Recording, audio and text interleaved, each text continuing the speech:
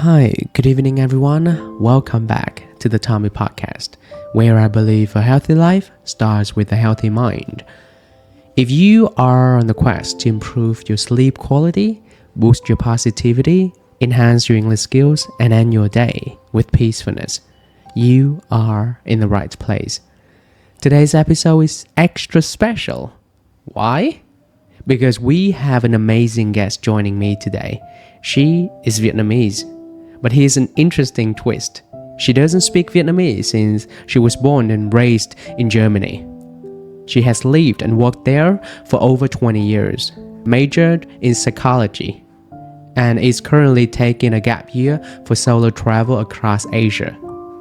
Her unique perspective on happiness is gonna blow you away. And I'm sure you walk away with so many insights from this episode. So, are you ready to meet her? First of all, thank you so much for joining me today for this special episode for my podcast, Happiness. My name is Tommy, as you know me before. I'm conducting the social experiment to see how happy people are and to raise people awareness of staying positive and happy. Because for sure, it's a very important part of life to be happy. So thank you so much. Tell us about yourself first. Yes, I'm Quinn. I'm 24 years old and I'm from Germany actually.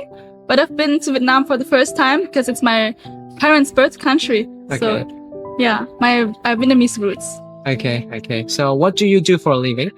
Right now I'm actually traveling. Mm-hmm. I think it's been really a longed for dream. So I've been really lucky and happy about a lot of things that I made possible for myself. Okay. What's the best part of traveling? Best part of traveling is gaining self-confidence, I think, and kind of seeing what you can do if you reach out and grab the opportunity, kind of. Also seeing how many people are there to be at your side to help you with it. Because I think there's nothing in the world that you do really by yourself, you know? Right. You're born into a world where there are so many things that you take advantage of, but you support each other. So I think that's really nice to appreciate. I do love traveling also. Actually, it's good to connect with people and to connect with the nature, right? You see how the world works. The school never teach you the real life experience, right? Doesn't. So you gotta do it yourself. But it's fun when I learn about the foreign students when they were in college or university. They do have the gap year to do what they like. I think like the majority of the students there, when they're taking the gap year, they go traveling just like you. But you have done your university already. Yes, I have my bachelor's degree, but actually I finished it while traveling, which was also an experience. But I think everyone can see how they can make it possible for themselves. But I don't think I heard many people who said I regret going traveling.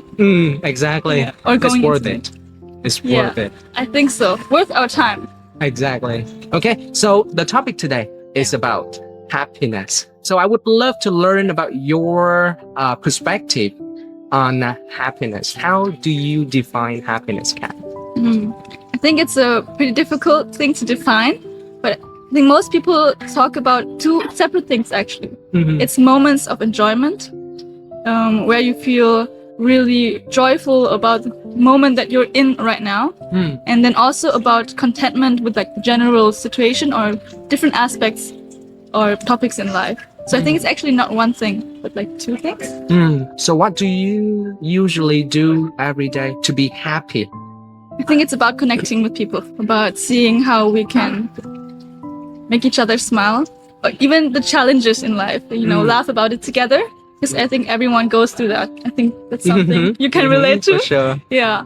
And what I've been experiencing is how feeling the challenging emotions can make you feel happiness even more. Or it's having the contrast of it. Okay. You know? I feel like oftentimes if you're sad, you're just sad and then you're like, why I'm sad right now? But instead you can look forward to feeling happy again. You know, it's like, wow, this is how I feel being sad. And then when you feel happy, wow, this is so nice being happy or feeling calm right now. Or having my mind just relaxed. Okay. I do relate to that a lot. I mean, so many people trying to run from the sadness, Yes. right? And the dissatisfaction or things like that. But for me, that's a part of life. We have to go through the ups and downs of life. You have to go through, you have to be there in the lowest point in your life to feel the happiness when you are at the top, right? Right? How can you feel the happiness and the top positivity if you never been to the lowest point of your life? Have you ever experienced something that made you sad, but at that time later you realize that it's actually something that makes you actually happy? Yes, I did a lot in the last months and weeks actually. I think it's also a really big part of traveling and how it can be so fulfilling. Because when you're traveling, and especially alone and in like an environment that you don't know, challenges will come more than you need. But it will also make you see the highest highs and the lowest lows. And I feel like in the moment it's really hard, and it's maybe not necessary to see that you will be happy about it, but the moment after, when you suddenly feel this moment of where it releases, I think it's very memorable. So you do reflecting frequently? Yes, a lot. But I think now I'm trying to make it more, write it down a little bit as well. Wow. Because sometimes you can get very overwhelming. I think I'm often also a very emotional person. Okay. And sometimes I don't appreciate that. But writing it down gives you some room to breathe. Okay. And actually step back and actually do wow. that. For example, being happy about the sad moments. Yeah. I think if you have everything written down, I think you halfway solved it. Do you agree? I think it's definitely a process. But maybe it doesn't need to be like a high goal, right? To, for example, reach for a long-term happiness. I think it's gonna make it more difficult to be happy. I actually heard a very interesting thing about an interview that many studies found out if people say happiness is really important for them, it's harder for those people to be happy.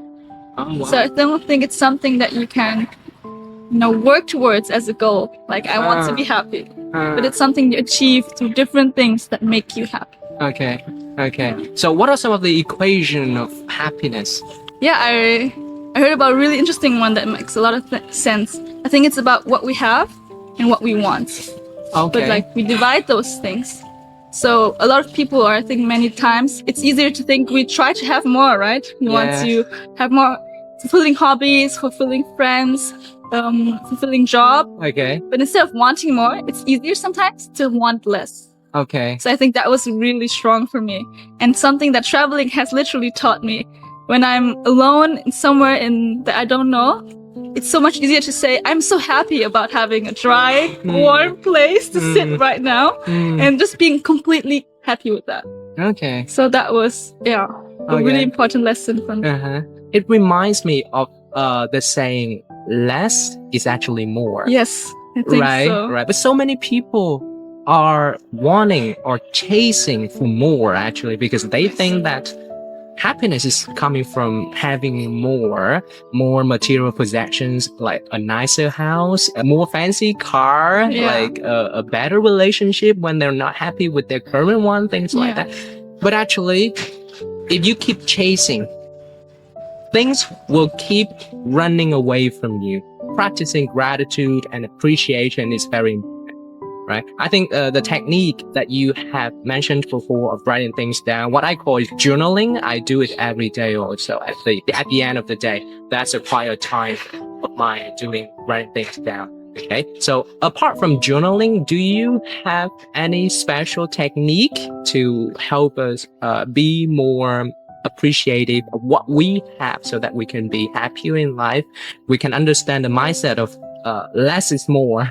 Right now I'm thinking about, because often if we are so much deep in our thoughts, it's hard to get out of that and snap into the present moment. So it's not something about what I do for that, but maybe to just be in the moment right now. I feel like you can try to feel your body a bit more and show the different sensations that are possible. Agree. Yeah. Right? Yeah, agree. I do agree with that. That's for meditation. I don't know if you have practiced or not, but then meditation is not just you sit quietly with your straight body, and then you take breath, you focus a lot on your breath. That's a form of meditation. But for me, we do have a lot of types of meditation: eating meditation, talking meditation, when I can be fully present, right? Sitting, coffeeing meditation, when you can sit quietly and then you can focus on what is actually around you, right? So I think that's a very good technique for people to practice, because right now we have a lot of, how do I say, distraction. Right. We're multitasking a lot. We are. Right, Yeah. right. We're talking, we're watching movie when we are eating or sitting with our friends. You can see a lot of people, they are having their phones all the time during the coffee time. So I don't think that's a good way to connect to each other and to connect to the nature also. Yeah. So what do you think about the material possession, Kath? I think money is, how do I say, something very powerful, right? Yeah. Right. It can support a lot of aspects of life. Yes. What do you think about that? Can money buy happiness? I think powerful is like a really good way to put it, but it can be powerful in a positive and a negative way, right? I think in this world we have to kind of have money to meet our physical needs. You know, we have to have something to eat, or we want to maybe go somewhere to spend time with our friends sometimes, or at least buy a ticket to see our family. So I think that's a very powerful thing money can do for us. But after a specific limit, which might be a bit different for different people, it might be, especially what we said, can be more difficult to handle. So it can be more difficult to find happiness if you accumulate more, because I think you start to worry about what you have, and it can be a boundary to your actual happiness. Exactly. It relates me a lot. I mean, like when you go to a shop, you can see a lot of options. That's so hard for you to make a decision. Yes, right? it is. Right? It's so hard for you to make a decision to find the best one for us, right? So having less, I think, is a pretty good one. In your opinion, the ultimate goal in life is to be happy. Do you agree with this one, or you have any other mindset of this? Actually, I changed my mindset about that in the recent years. I think before, I really wanted to go travel and be happy about that.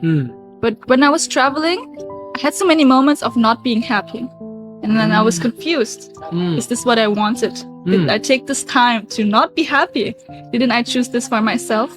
I changed. It's not about being happy maybe, but about experiencing all the things life has to offer. So like maybe some people say a growth mindset. And sometimes I struggle with that still. And then I have those moments of feeling the contrast. So yeah, what do you think about that? Yeah, I think that's a good mindset actually.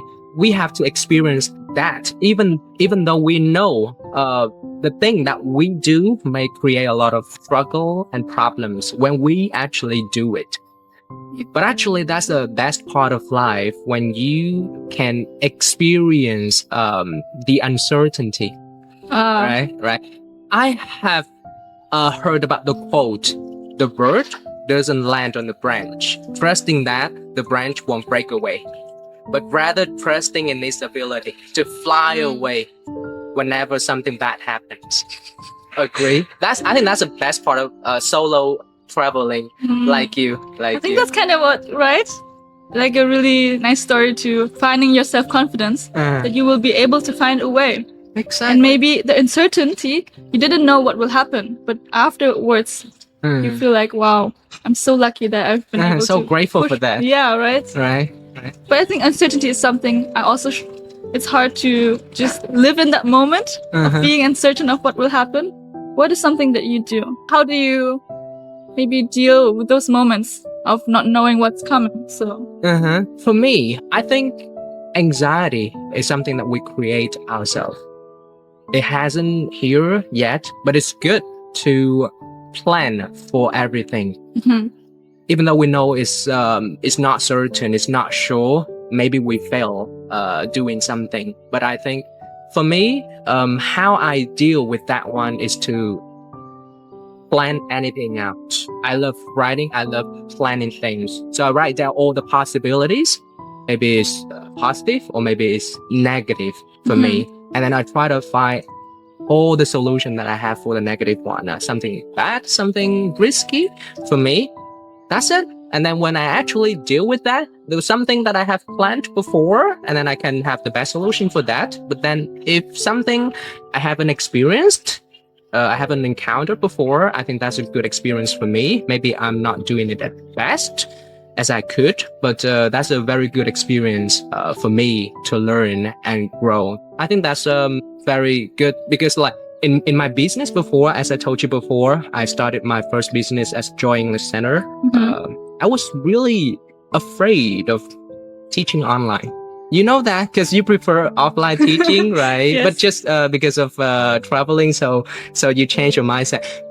And at that time, I was really afraid of starting my online business. Yes. Like Vietnamese people, they have the mindset of not quality online classes.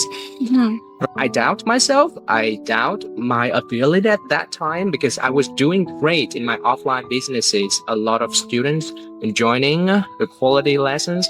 So I was uncertain about my next step. So I planned everything out, all the possibilities, all the risks that I may have to face. Then I just do it. I got 3 co-founders. I got actually 2 co-founders for my offline business, but they were hesitant of taking the next step with me. But then I just do that. So right now, I feel like that was the right path for me to start my business. So the story showed that you gotta be familiar with the uncertainty if you want to do anything. If you are afraid of doing something because it's not the best option, maybe it's not certain, it's not sure, you're not gonna do it. Right? Have you ever experienced anything in your life when you were uncertain to do something? A lot.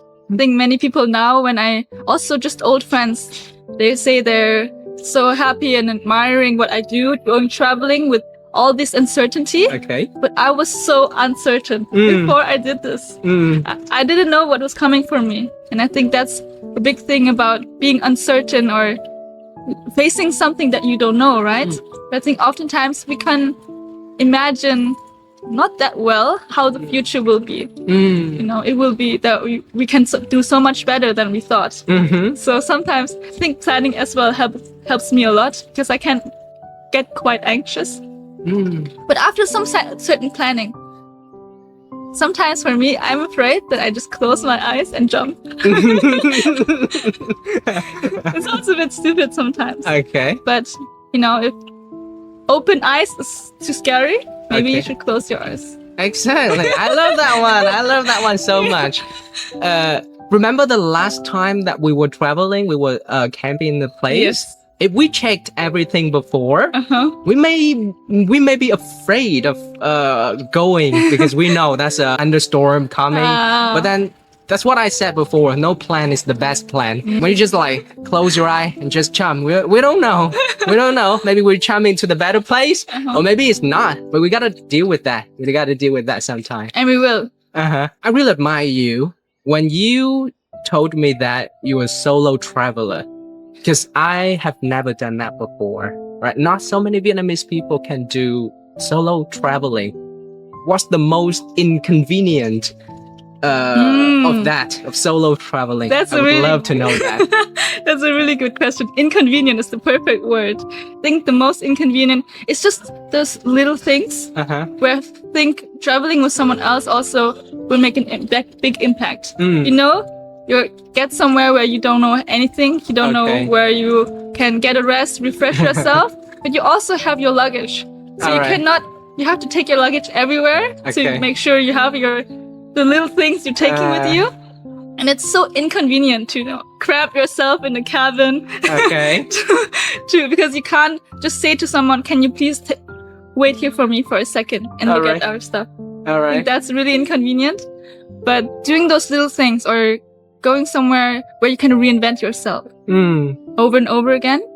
Also have the freedom to choose whatever you want. I think that's one of the things I appreciate the most. You know, it's so hard to get out of the patterns that we build in relationships and society, our peers. Agree. I think especially in Vietnam. And experiencing where you don't have any boundaries. No one knows what you did. 6 a.m., 7 a.m., in the afternoon, in the evening. You can make plans how many you want and just do something completely different. And no one will tell you, you know, oh, this is what you planned and you didn't do it. Okay. I think it's this total freedom of getting to know yourself. Oh, wow. I think that's a very uncommon mindset of people. I mean, like for Vietnamese people of traveling, because they do care too much about others' opinions of them. Right. Even in every aspect of life, you have a very great mindset of being yourself and not to care about others' opinions of you, right?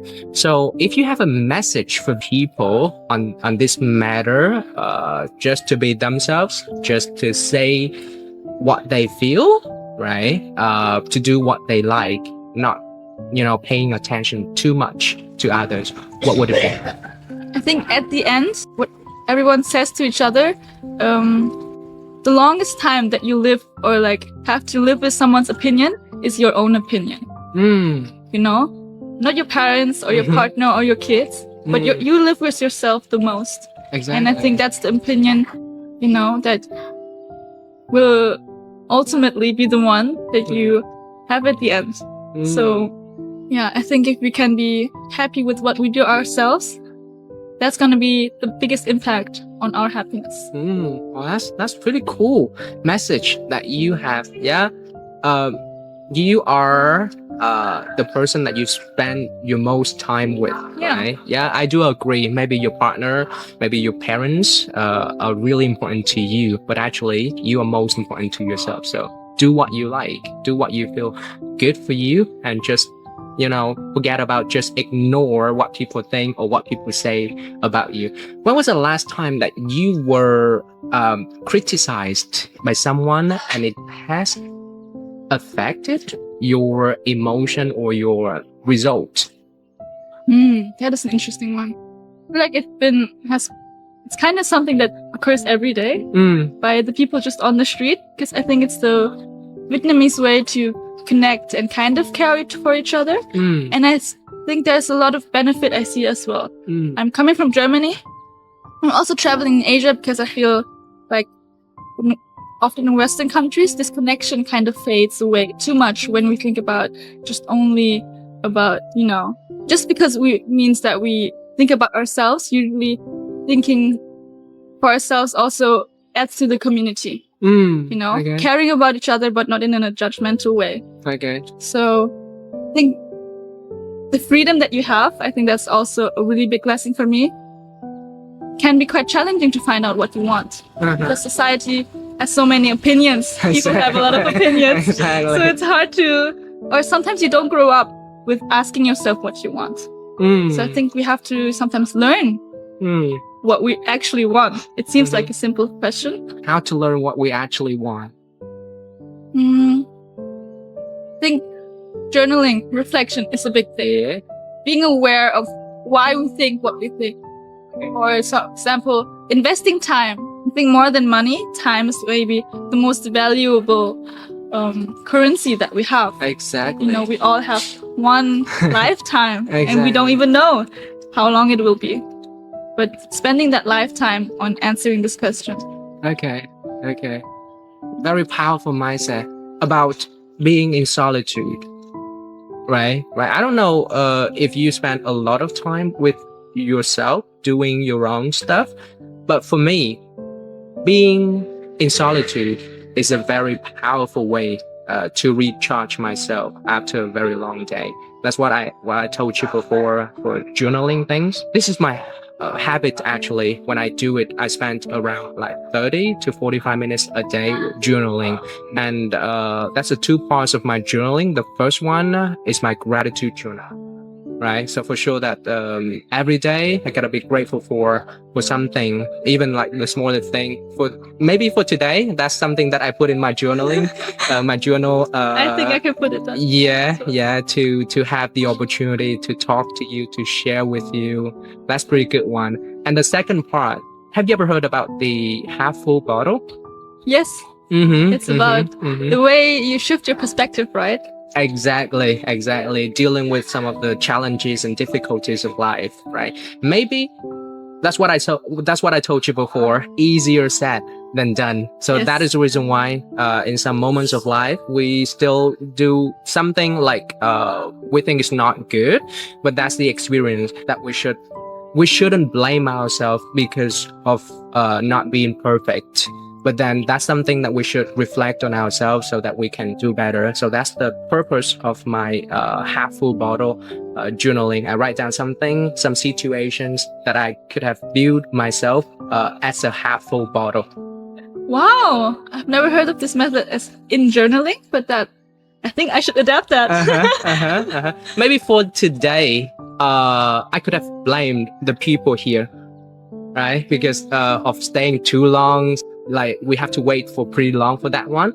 But that's pretty good one. When they stay here, it's very crowded here, a lot of guests here. But then when they actually move out, and then we have a really nice place so that we can, we should be grateful for them actually. Yes. Okay. So Tommy, I think we're talking about how challenging emotions can help us to feel the happiness more in contrast. Exactly. But easier said than done, right? Yes. Again, so maybe can you share some techniques how you do it in the moment, or when you feel like it's harder for you to come out of this sadness feeling? Okay. So as I mentioned before, we gotta accept what comes to us anyway, even if it's good or bad. All right.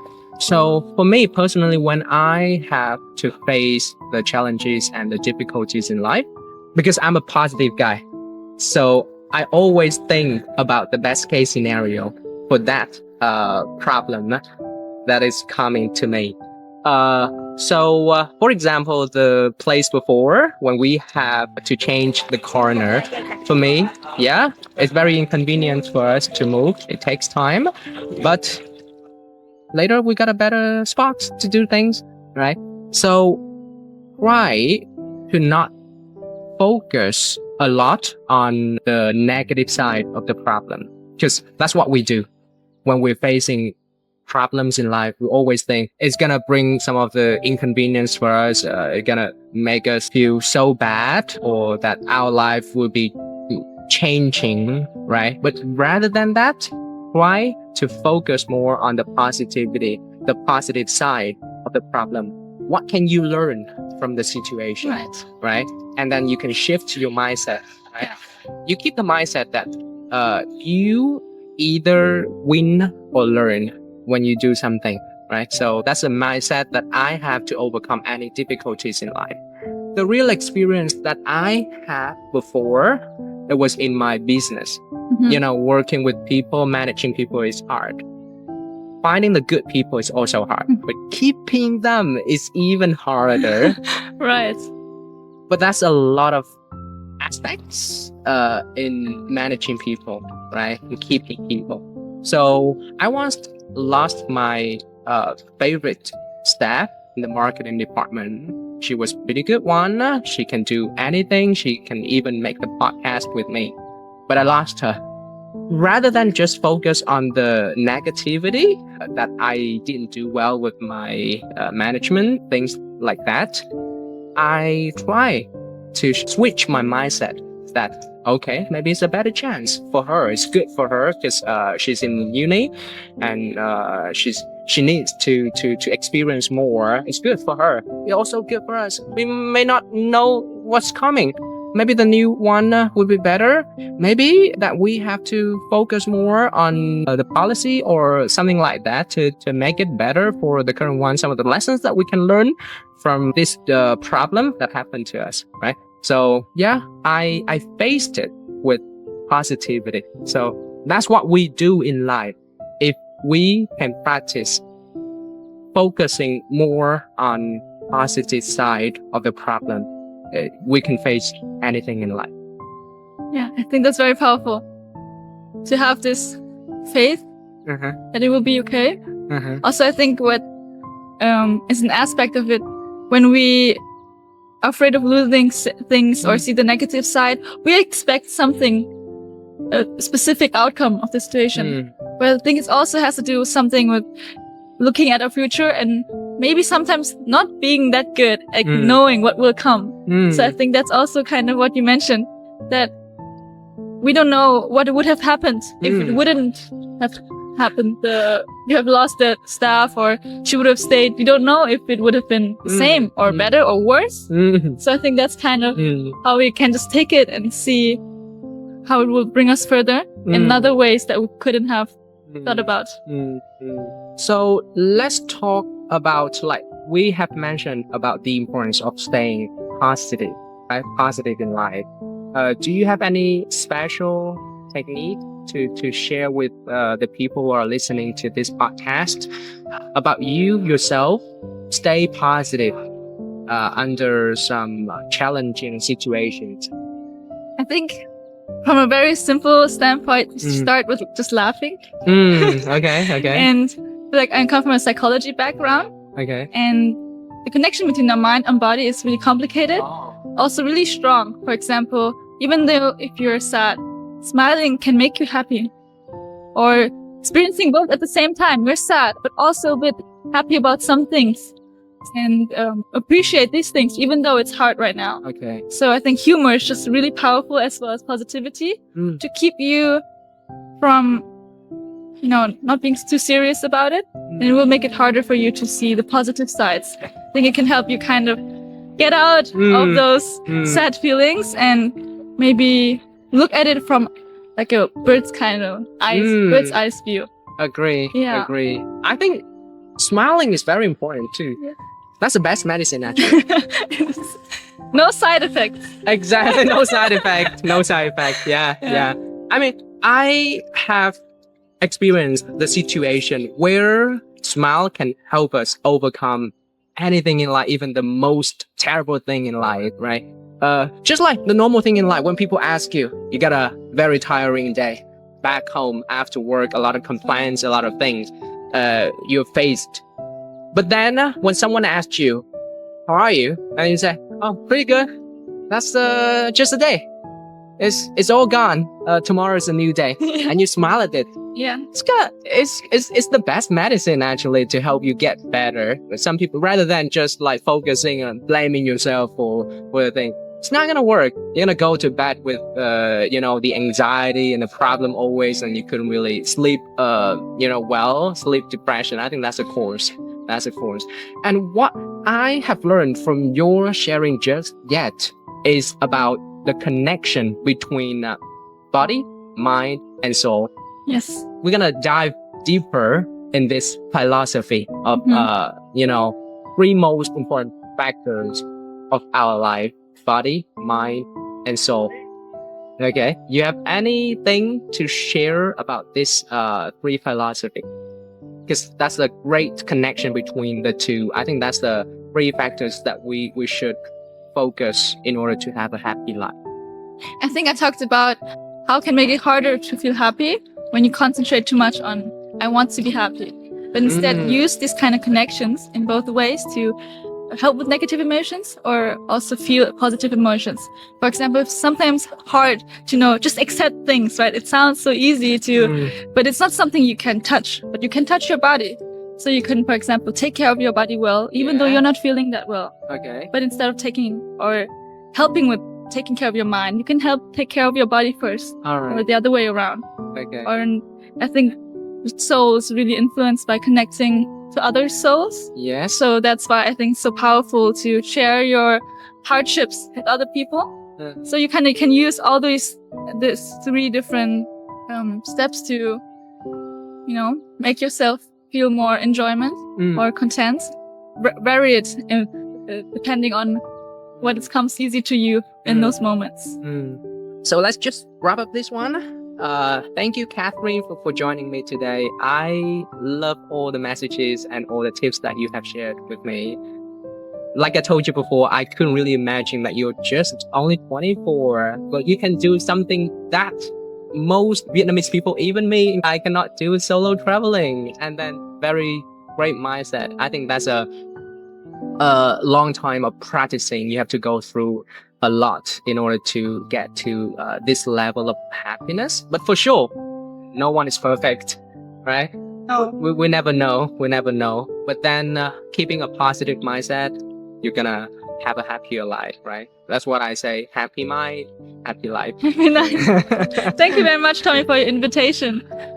I think being honest with each other and gathering people who can share their hardships and also the way they found happiness or they're on their way is a really powerful thing to share with everyone and try for a happier life. Thank you. Thank you you very so much. much for joining. And that's the end of today's episode. I hope you found our conversation insightful and took away some of the valuable lessons on happiness and the mindset from our amazing guest. If you enjoyed this episode, don't forget to subscribe, share it with your friends, and leave us a review. You know, it really helps the podcast grow and reach more people like you. Before we sign off, remember, a healthy mind is the foundation of a happy life. And every day is an opportunity to nurture both. I can't wait to have you back for our next episode. Until then, keep striving, keep learning, and take good care of yourself.